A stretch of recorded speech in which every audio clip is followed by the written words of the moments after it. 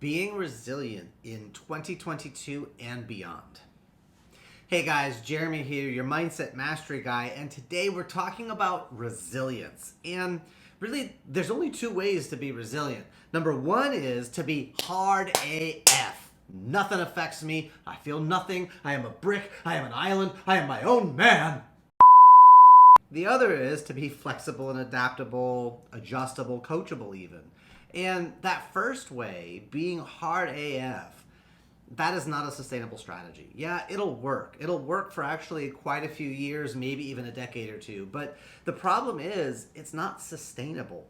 Whatever we resist, cut off, push away, all we're doing is giving it time and energy, giving it space to add more power. And what could have been a feather to deal with becomes a brick or it becomes a freight train and it just smashes us. And I've done this. I've lived that life of I'm just going to be hard AF and I'm not going to care and I'm not going to let things affect me. And it wasn't really who I was long term. And the more we make stuff wrong and push it down, it creates pressure and makes things come out sideways and things get messy. So we want to do the opposite. We want to actually engage and we want to look at resilience as a skill. It's something we can actually grow and improve. And so let's dig in. So first, realize resilience is a skill. It's not something we're born with. The ability to withstand the slings and arrows of outrageous fortune, as Shakespeare once said, the ability to handle setbacks and things not turning out the way you want, being able to bounce back from negative impacts stronger and better, that's a skill that we can cultivate. And I know because when I was a kid, I had the resilience of a gnat. Like, things didn't work out the way I want. I'd yell, I'd scream, I'd fall to pieces. And then, several years ago, I collapsed a lung for 16 days, and I actually taught 4 workshops on how to fall safely as part of a martial art background. And 2 of those, I actually was falling on a linoleum floor with no padding and a collapsed lung. Ended up hospitalized for 11 days. So it's this idea, resilience is a skill that we absolutely can practice and cultivate and get better at. So if things are difficult for you, guess what? It's not going to stay that way forever. You're watching something like this to get training, to get work for your mind and your heart to make things better. Now, the second thing to pay attention to and to help build your resilience is knowing what is your outcome. And I don't mean what is your goal. I mean, what is your outcome? What is it you actually want? So, for example, people say, oh, I want to make $1 million. Okay, great. Why? What's that give you? What does that make you feel? What does that provide for you? What does that allow to have happen? Right? It's not that you want 1 million little bits of fabric and paper being your bestest friends. It's the $1 million allows you a confidence. It allows you an abundance, the ability to create or to have or to do or to experience or to share or to give. So that's the first thing. When we talk about resilience, what is your result? What is the thing you actually want to experience? Because if you know what that is, you can be rigid in your result and you can be flexible in your approach. I did this thing, it didn't work out, I learned exactly what not to do again, so I can now approach it in a different way. Awesome. Win or lose, don't lose the lesson. And then you've never truly lost. As long as you're still alive, you can keep playing the game of life and love. So be clear. Be clear on the result or the outcome, the thing you want to experience. And I'll give you guys 2 really simple, easy questions to figure that out. Number 1 is, if you had a magic wand and you could just wave it and have everything be exactly the way that you want, what would you want? Write that down. And then question number 2, what would that give you? What would that provide for you? What would that allow you to experience? Write that down. And you keep going back to question 2, what would that provide? What would that give me? What would that allow? And you keep going down and down and down until you get to an answer that lights you up on multiple levels. You get the goosebumpies in your arms. You're like, oh dude, that would be so awesome. That's usually that's what you're actually trying to achieve.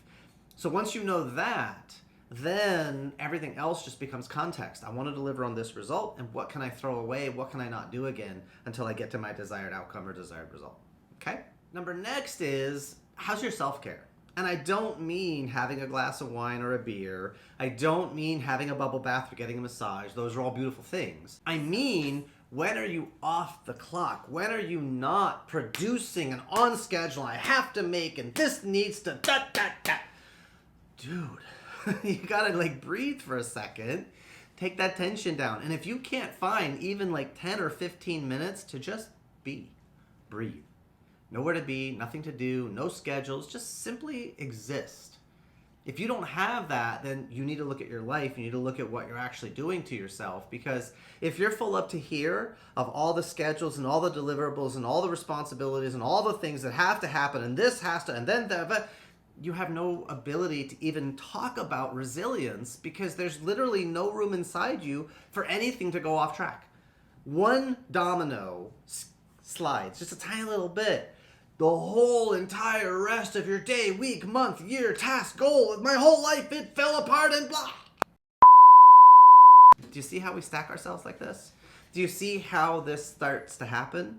So when I talk about self-care, I really mean about you being a positive source of energy, occupying space, moving forward through time, and just simply being. You need that time for yourself, whether you get up a little bit earlier or stay up a little bit later or take a pause and go for a walk for 15 minutes and just be out in the sun and like look at birds and stuff. You absolutely need that because that's going to give you the mental and emotional space inside to develop this thing we call resilience, the ability to bounce back, because you can literally take a hit and it doesn't tear you apart. Number 4 is we got to have confidence. And confidence is the strength to believe in yourself, your hopes, dreams, goals, and abilities. And there's 2 kinds. There's self-confidence, when I have the strength to believe in myself, and then there's false confidence, when I need someone or something else to believe in me first. And neither of those are wrong. They both have a time and a place. Because sometimes we need somebody else's belief in us to try new things or do new things. So it's not that either of those are a bad thing, or one's more preferable, but over the long term, you really want to just, inside yourself that you can accomplish this, that, and the other. So we'll start to really get a clear understanding of where your confidence is when things go sideways and you listen for the questions that you're saying that other people are saying. You'll hear things like, what's wrong with me? Why does this never work out? Why is everything against me? That points to a set of beliefs and a set of where's your confidence versus if you say things like, what can I learn from this? How can I improve this? How can I grow through this? That points to a different set of assumptions. Those first set of questions, what's wrong with me and why is this always, those are more what we call at effect. And I'm assuming a negative frame of reference. And it's not true. Things don't always go wrong for you. Your eyes work, you're able to watch this video, your ears work, you're able to hear me. So it's not true that everything always goes wrong. It might feel like a lot of the times things don't work out the way I want. Totally different frame of reference. And that's why those second set of questions, what can I learn, how can I improve, what's and how's, those move you more to focus on the process, and they focus on things that you can control and things you can change. And that's where you begin to find your resilience, is by learning to move from being at effect, or the result of everything, moving to cause. I can learn, I can improve, I can find the good, I can make a change, I can adapt. Those are all available within you, but they are absolutely a skill that takes time, it takes practice. And if you had a family with a lot of dysfunction, they're not going to do that, right? My mom's side of the family, they did a lot of whose fault is this and a lot of guilt and hand-wringing. My dad's family, military engineers, they're more like, we have a problem, we have to fix it. They were much more process-focused. So we can change all of this, but it begins with what we're doing today. Increase your awareness, okay? Now, the last thing, and probably the best determiner of your resilience, is the sense of community. Whether it's community you carry inside yourself, and you have a list of mentors and books that you've read and ideas and things, so you've got an internal sounding board that you can kind of work through whatever's going on and didn't get the result you wanted. Or it's an actual community of people, live human beings you can talk to, right? There's this idea of the self-made man, the self-made person. It's a misnomer. Yes, you have to do the work. You have to show up, absolutely. And you didn't make everything from scratch. I invented fire, don't tell me anything else. So we can leverage what's around us to help us grow our resilience. By yourself, yes, you can move faster, but as an individual, your weaknesses are exposed. Your reserves are only what you literally can carry with you.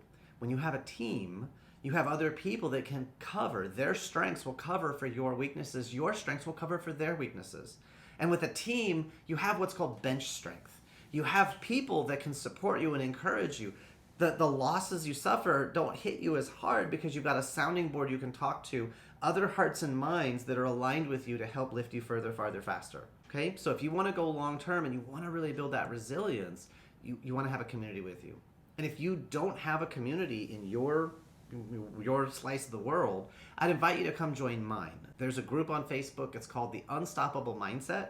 And we talk about this kind of stuff. We talk about resilience and about attitude and mindset and what we can do to contribute and how we can grow and how we can improve. It's a free group, and there's a link down in the description below. I'd love to have you come check it out and get involved. If this conversation resonates with you and you're like, dude, I want more of this, then please come join us. We'd love to have you. Resilience. It is a skill, and it's easier to grow when you know your desired results. It's fed by you taking care of yourself and making sure you have abundance and available within you. And it gets easier to believe in yourself and your hopes, dreams, goals, and abilities when you know what you're trying to achieve. And it's fed by having a community of people aligned with you, helping you as well. So that's my take on resilience. I'd love to know your thoughts. Just leave us a comment down below. What do you think? Resilience. We're born with it, or it's a skill we can cultivate? And what did I leave off the list that you think needs to be there as well? I'd love to hear your thoughts. Hey guys, thanks for tuning in, and I appreciate it. Make sure you hit the like and subscribe, turn on the bell for notifications, and check out some more videos. We've got guided meditations, we've got mindset, we've got strategy. Love to have you check out more stuff. And I'll see you next time. Bye.